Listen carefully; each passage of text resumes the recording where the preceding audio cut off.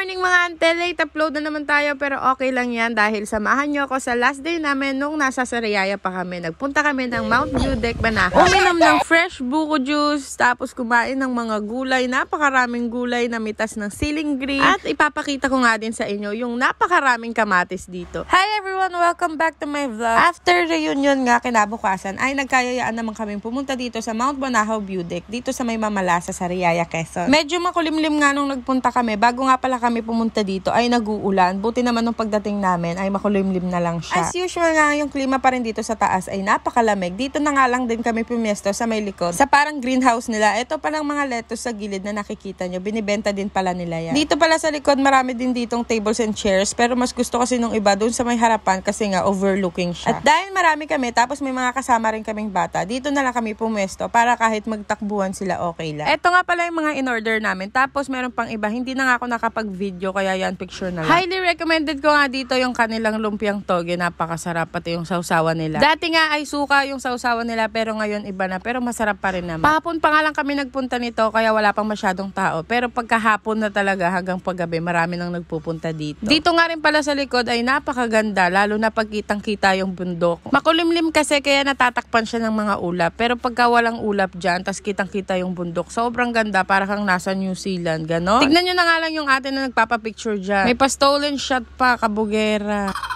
Kasama nga namin dito yung mga pinsan ni Kadjo, ayan, tsaka yung pinsan kong isa. May mga band nga din dito minsan, tapos minsan may mga soloist sila, pero depende lang din daw sa schedule. After an hour nga ng pagstay namin at pagtambay saglit, ayan, at pauwi na nga kami. Dito naman sa kabilang side, hindi pa namin natatry, pero dati wala pa yan. Ang pangalan pala nun ay Cafe Calayo, next time naman ay magtatry tayo doon. Kinabukasan nga, nagsiuwi na nga yung ibang mga pinsan, tapos yung kasama na lang namin dito, yung isang tito ni Kadjo. Tingnan nyo kung gaano kaganda talaga yung mga paligid dito. Hindi ka nga rin kakabahan na palakarin yung anak mo dito kasi tignan mo be, wala masyadong dumadaan, as in bilang lang talaga sa buong araw. Tapos napaka-fresh ng hangin. Paano ba naman, sobrang daming puno. Kita nyo yan, green na green, 'di ba? Nakakatuwa kayang makakita ng ganto, lalo na pag ganto yung paligid ng bahay mo, 'di ba? Nakaka-relax, tapos nakakawala ng pagod. So usapang probinsya nga tayo, yung mga lumaki sa inyo sa probinsya, ano sa tingin nyo yung pinaka namimiss nyo ginagawa nyo noon nung nasa probinsya kayo? Yung province life na pinaka namimiss nyo at hindi nyo mapagpapalit ngayon kung nasan man kayo. Oh no! Oh no!